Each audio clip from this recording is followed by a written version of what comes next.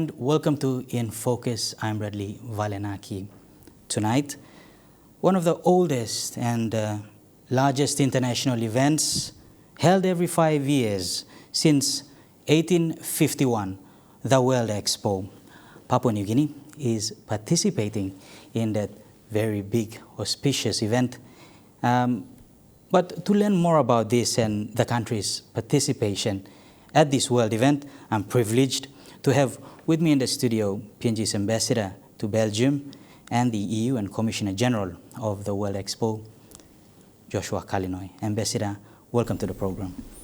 Thank you, Bradley. It's a pleasure to be with you and the EMTV team today, and thank you for having me. All right. So, Ambassador, we're talking about the World Expo now, a very auspicious event. Papua New Guinea is participating. Tell us about the preparations thus far. The preparations are going quite well.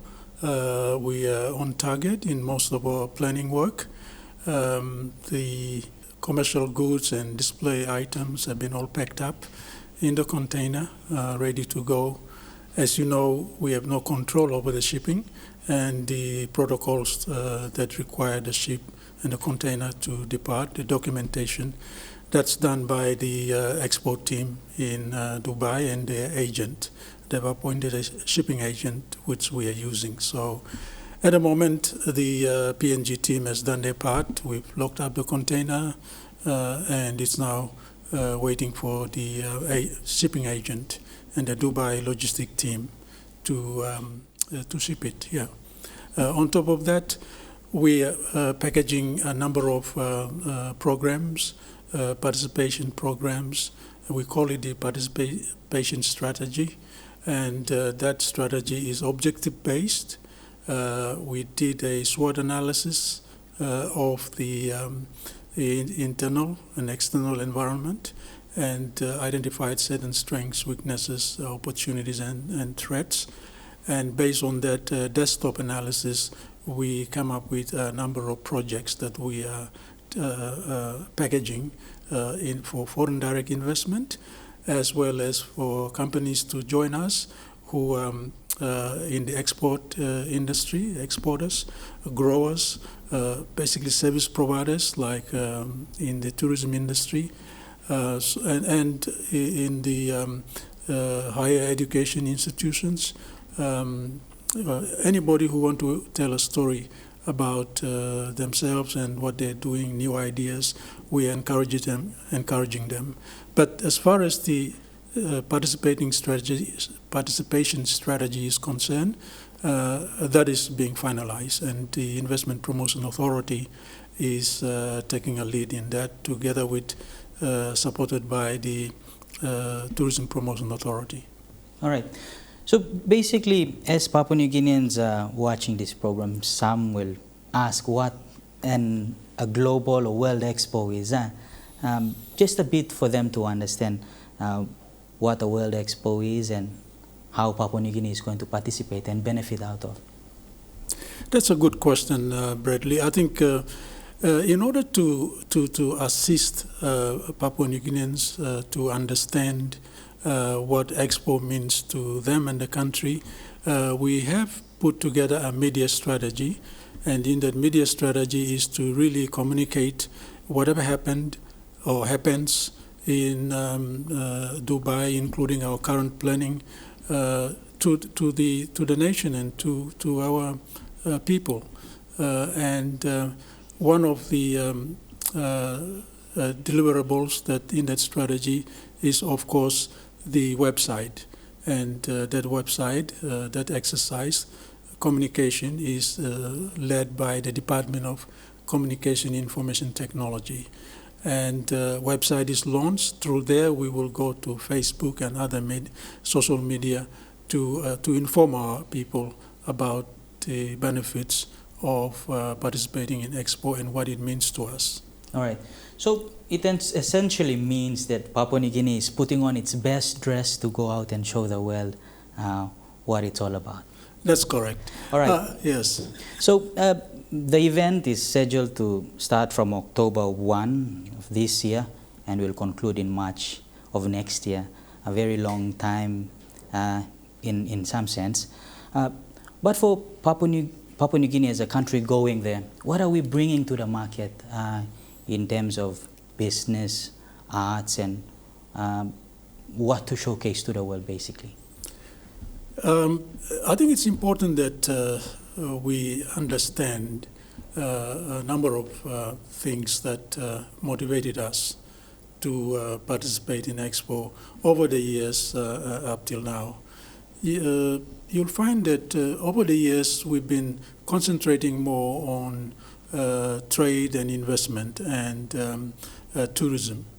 Well, this Expo is different. It's different from the original concept. This is about inclusive participation of those countries who want to participate, from the developing countries to the developing and the least developed nations. So everyone is participating, everyone is telling their story. The UAE, which is the country that is hosting, decided in consultation with the Bureau des International, who's headquartered in Paris. That is the organization that host and plan expositions every 4 years. So in consultation with that body, the United Arab Emirates come up with a very, very innovative program and that allows for the inclusive participation of everyone. They don't want anyone to be left behind. So on that basis, Papua New Guinea then took that challenge and opportunity to also tell our story. We're talking about a story that Papua New Guinea is an exotic place, destination for people like traders, investors, visitors, or just explorers to come and see. And then we're also using the biggest strength we have as a nation, and that is we house the third rainforest, largest rainforest in the world, beyond Congo and the Amazon. And in the Asia-Pacific region, we are the first. That's a wonderful story to tell because we have the rainforest, we have the clean air, the lungs of the world. One of the biggest lungs of the world is in Papua New Guinea. And we have pristine rivers, waters, and waterfalls. We will be sort of anchoring our story on that, the strength we have. And that's the sort of story the world wants to know, because now the trend is everyone is respecting the environment. Everyone wants to live with the environment. And they're doing everything to preserve what they have, but we have it already. We don't have to grow it. It's natural. All we've got to do is preserve it. And then under that overarching story, we will tell about the opportunities that are available using our environment. That's why our pavilion is in the sustainability thematic area. So the village is divided into 3 areas: the Expo Village, the opportunity, the sustainability and mobility areas. Opportunity is for those countries who want to tell a story about new ideas, that they have developed new concepts that they want to share with the rest of the world, or they want to market. It's about innovation, it's about new technology. And sustainability, because sustainable economic development is what we want, or social development. We want to sustain our culture. We want to live within our culture. We don't want to lose it. We want to live with our environment, and we want to do business, like concept certain parts of the country and become the lungs of the world, continue to be the lungs of the world. And we also want to trade. We've got products that we produce, environmentally friendly products, including agricultural products that is the envy of the world, that we grow them naturally. And if you go to Europe, everyone in Europe now want to eat products that are naturally produce. All right. So, Ambassador, we'll just go for a short break now, and we'll come back on the other side with more of these interesting discussions.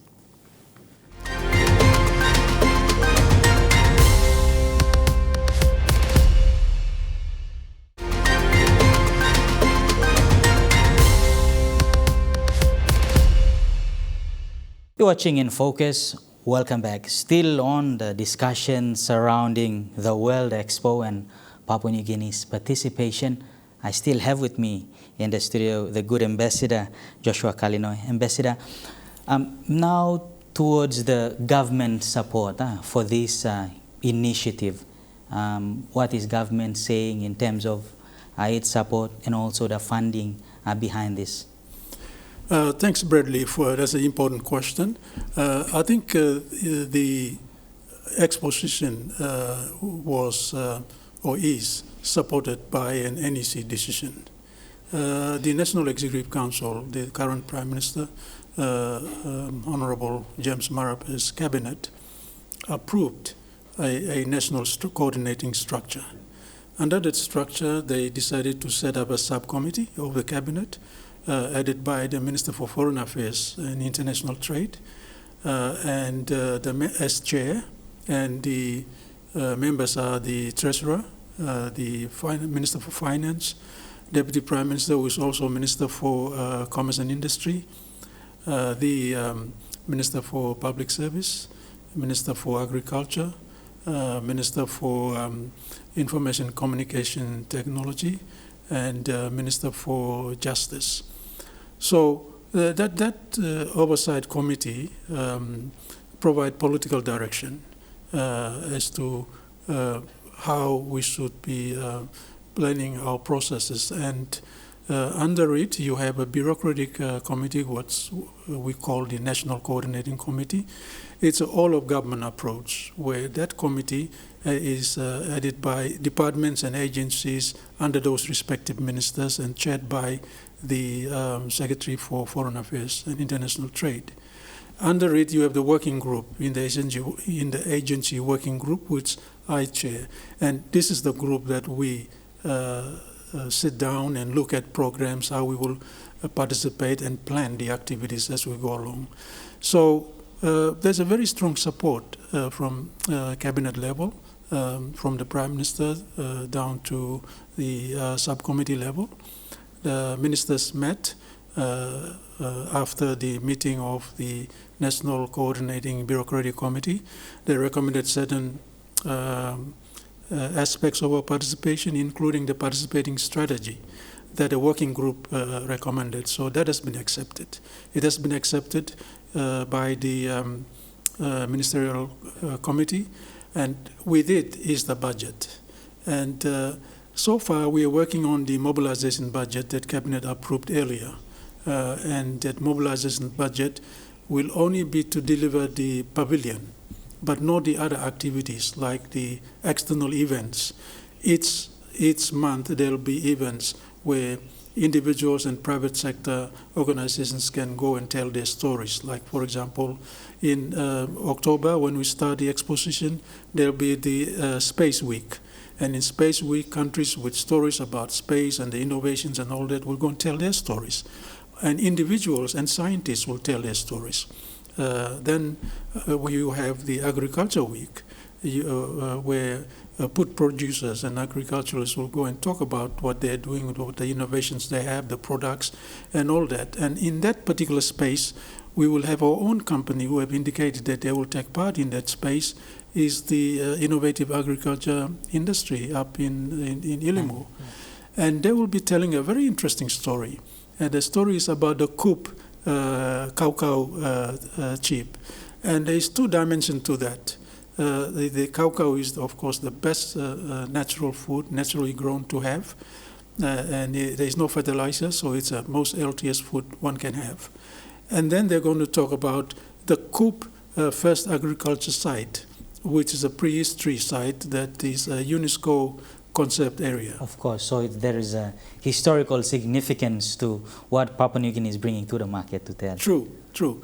And therefore, there's a budget for that sort of activity, and government agencies and departments will also be invited as part of the promotional effort to go and tell their story about what they're doing to facilitate development, policies and programs and all that.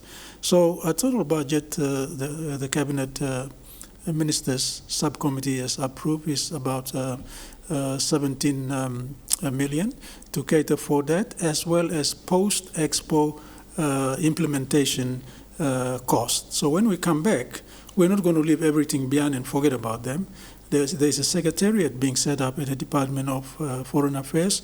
That secretariat will continue its job together in consultation with major agencies like IPA, TPA, and other agencies, Agriculture Ministry agencies, Environment Ministry agencies, to follow up on the leads and to connect and make things happen and start creating a data bank for future exposition, like the next one in Osaka in 2025. So we're already talking about the one in Osaka, 2025. So you can see the budget we've structured is not short-term budget. It is over a 2-year period, this year and next year. All right. Very interesting there. We'll go for a short break on Focus, and we'll be back with more on the other side.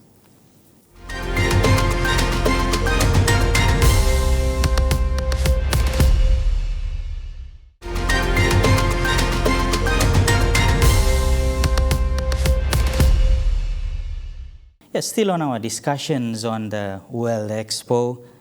Interesting discussion so far. A little bit on the funding, Ambassador. You said 17 million, but specifics of that. Yes, basically that 17 million is for the extra events that we are planning to take place in the Expo-led program, which is the different thematic weeks, the different events. That's where the government department agencies and some private sector organizations will be there telling their story, and we need to fund some of the activities as well. So that includes that aspect. And also, as I said earlier, on the post-Expo planning for implementation. But I think it's important for our viewers to understand that 17 million plus the 6 million, which is 23 million in total, is an investment. And I also was encouraged when the Ministers' Oversight Committee met, the subcommittee of Cabinet. They noted that this is an investment. They didn't regard it as a general expenditure, general consumption. Basically, they said the conclusion was, this is an investment. Let's approve it because the gains are more, some of them are immeasurable, like, for example, the visibility that we will bring, the correctness of the perception that is happening here, that Papua New Guinea is a bad place to live. But when they hear us speaking about these initiatives and innovations and the tradable environment, they will, of course, appreciate that Papua New Guinea is a peaceful place. And the NCDC will be there talking about the Port Moresby city. And amazing Port Moresby. Amazing Port Moresby will be there. So you see, the benefits are immeasurable, but the ones that we can measure at this stage is the project packaging, the project foreign direct investment. Right. And that is, so far, the projects we package is over $1 billion. And we think that when we finish the exercise, we can add up to about over 2 billion. That's on FDI alone. But imagine the market expansion that will happen as a result of companies finding new markets. Of course. You have foreign exchange coming in, and in that is a different dimension altogether. Of course. And we want Papua New Guinean companies to not only be in the SME space, but known worldwide. That's what we want. Yes, and also expand their businesses. Of course. So organizers anticipate over 25 million people will be there physically and also watching wherever through the websites, various websites of the countries. 190 countries will be there in that expo in Dubai. we have to go there quickly to set up our pavilion, otherwise. But how soon we want our equipment, our container packed and ready in Papua New Guinea to go there? I believe the container will be shipped on the 18th.